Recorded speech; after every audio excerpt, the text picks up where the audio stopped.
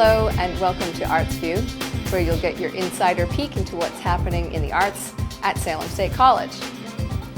The Center for Creative and Performing Arts produces over 100 events a year in theater, dance, music, art, and creative writing. These events are often free and always affordable, available to students and the community. So what's on board for October?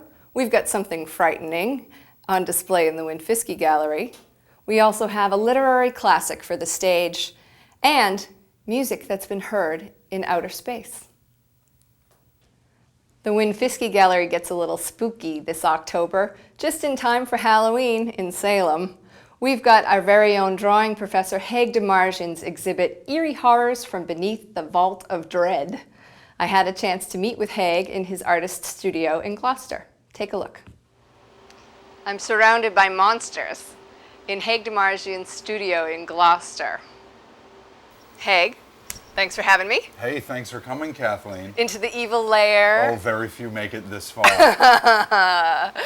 So this is an exhibit full of monsters. Is that all you paint? Is there anything else you draw? I paint all sorts of different things, but they usually turn out somewhat monstrous. Monsters, ghouls, ghosts. Yeah, vampires, fishmen, giant squid, werewolves, you name it. I think they're pretty much all in there. So this is work that belongs in Salem in October. Yes, ma'am. I love it. The Witch City. Last year you did a drawing marathon. I did. What the heck is a drawing marathon? It was an exhibit called The Curse of the Haunted Tower. And it's this great space up in Portland, Maine called the Map Room. This map room is located in what used to be a 19th century electrical tower, a 3-story electrical tower. And I decided to lock myself in there for 25 hours and draw nothing but monsters. And we'll see some of those paintings. There will be selections from that in the show that is coming up in the Win-Fiske Gallery. The show is entitled Eerie Horrors from Beneath the Vault of Dread. I love all this horror imagery, but I keep coming back to what's life without a sense of humor. And I'm not trying to show you dark and terrible truths that will unseat you and make you afraid to turn out the lights, because that's kind of passé. So this isn't grotesque? Yes. No. Well, it is. It is. There's grotesquerie. I mean, there's right. Distortions and deformations and trying to combine images and information in ways that you haven't seen. And to surprise yourself, I need to surprise myself in my artwork and surprise the viewer hopefully a little bit. And Excellent. They have a good time. It's entertainment, right? One last question. Yes. Nightmares?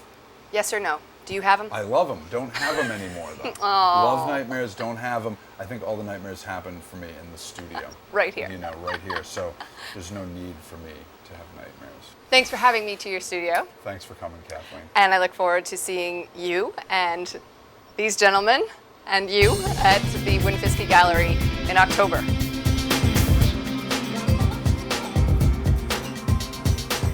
A door slam heard around the world. That's what George Bernard Shaw called the finale of A Doll's House, and it's what the theater department will be producing on stage this October, directed by Professor Bill Cunningham. Take a look, see what Bill Cunningham told me about his version of A Doll's House. I'm in the Callan Studio Theater, the 90-seat black box theater in the basement of Sullivan Building, and I'm here with the theater professor, chair of the department, and the director of Doll's House, Bill Cunningham. Hey, Bill. Hi, Kathleen. Great to have you here. It's nice to be here. So we're doing Doll's House starting in October, and you're our director. Tell me about this play. I know it's a classic. I know that English majors, theater majors across the country, high school students read this play. It's considered a giant. Well, from a playwright perspective, it's a perfectly written play. So it's structured perfectly. Ibsen is, in most intro classes, you could say he's the father of realism. So there's a whole style of theater around him. So there's all these academic reasons to study the play and to learn from it. And tell me quickly about the plot of Doll's House.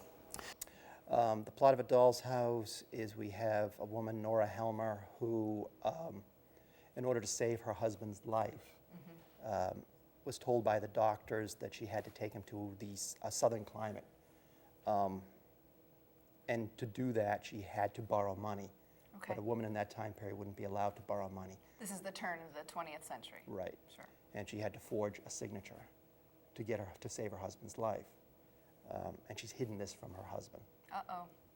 Now, you've described the role of Nora to me as equal importance as the role of Hamlet to a male actor. That's right.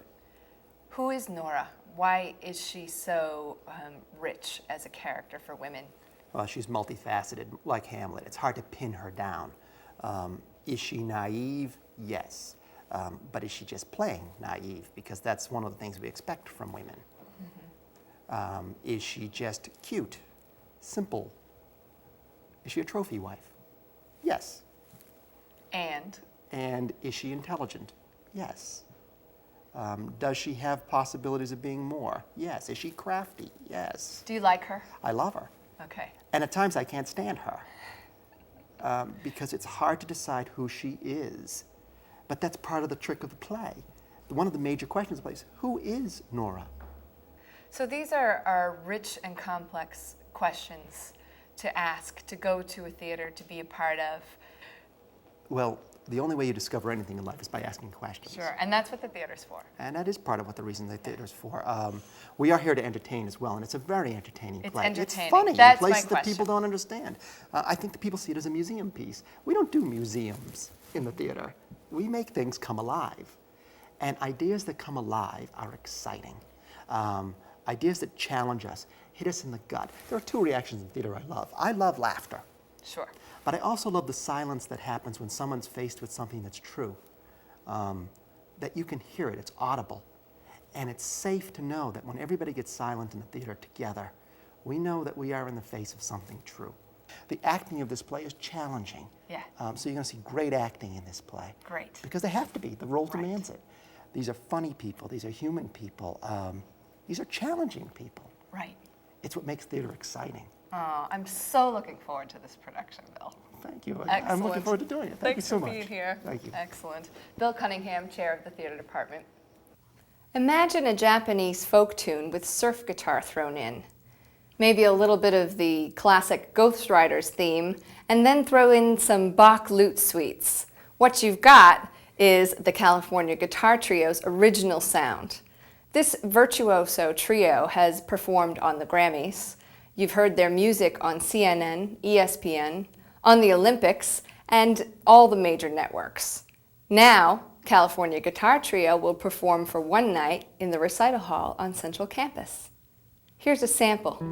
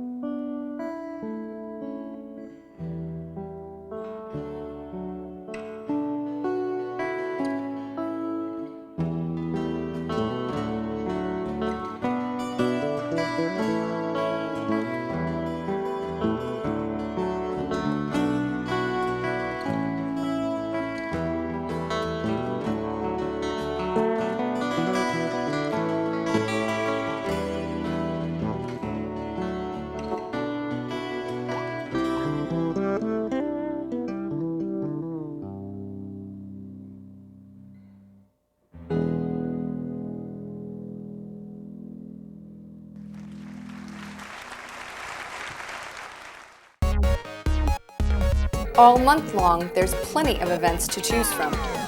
Start a Monday morning with the Marjorie Morgan Performance Group's free dance performance, or beloved music professor Phil Swanson takes the stage on piano and trombone with special guest musicians who perform the music of Chick Corea, Miles Davis, and original compositions. It's a Music on Mondays performance, and it's free.